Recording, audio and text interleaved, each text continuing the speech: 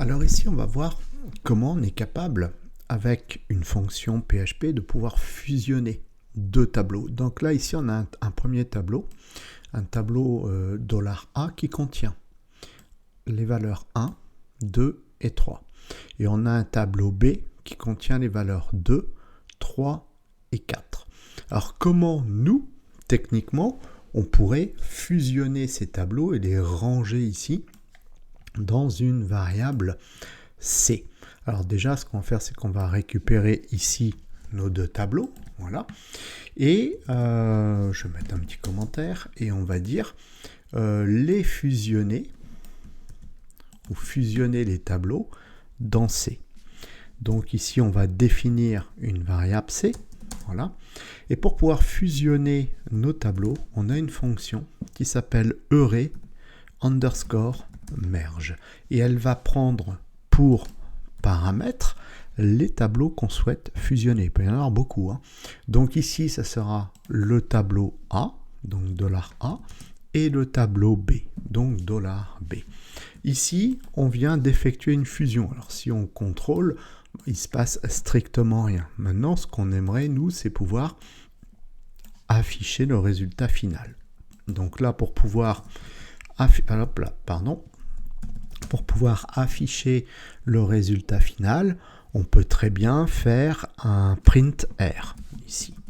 Print R, et on va demander d'afficher le résultat donc de notre tableau C, et histoire que ce soit bien positionné, on va juste faire un écho prêt, voilà, pour que les choses reviennent à la ligne et que ce soit plus facile à lire pour nous. Donc ici, on va mettre fin de prêt et on va descendre tout ça. CTRL S. Alors ça fait quoi si on regarde, qu'on actualise? Voilà le résultat. Donc notre tableau, donc on va analyser les résultats. Donc là déjà, on a une fusion. Array merge a bien fusionné les tableaux, hein, puisque du coup ça, la valeur C ici est un tableau, d'accord, qui contient donc une première clé qui a la valeur 1, donc c'est celle-là, d'accord. Une deuxième clé, je vais faire comme ça, parce qu'il faut savoir de qui on parle. Voilà, une deuxième clé, hop, ok. Une deuxième clé ici qui a la valeur 2, c'est celle-ci. Une troisième clé qui a la valeur 3, c'est celle-ci. Quand on passe à la quatrième clé, elle a également la valeur 2, mais c'est celle-ci, d'accord. Et celle qui a la valeur 3, l'avant-dernière, c'est celle-ci, et donc la dernière, on la repère. Bon, alors du coup, effectivement, quand je reviens ici, on se dit, bah oui, donc nous, on a réussi à les fusionner, à fusionner les deux tableaux, et on a réussi également à afficher le résultat. Alors par contre, on voit que, pas de bol, il y a des doublons. Alors comment est-ce qu'on pourrait faire pour retirer les doublons? Donc ici, je vais récupérer cette information, voilà, et on va voir comment on est capable de pouvoir supprimer les doublons. Bien, pour supprimer les doublons, on a une fonction qui s'appelle array underscore unique. Et là, on va lui dire, tu nous rends unique ce que contient le tableau C. CTRL S. Et quand on revient ici, alors ça n'a pas fonctionné puisqu'il va falloir qu'on réaffecte, c'est ce que j'ai pas fait.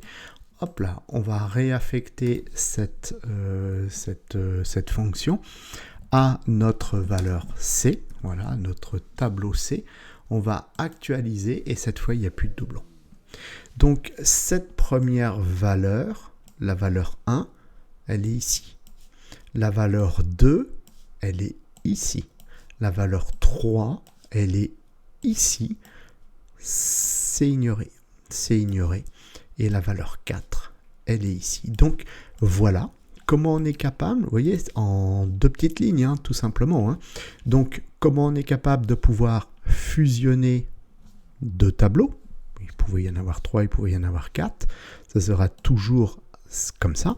Et comment ensuite, bien, on est capable de pouvoir rendre unique, donc supprimer les doublons, et puis bien évidemment ensuite d'afficher le résultat final comme ceci sur notre page web.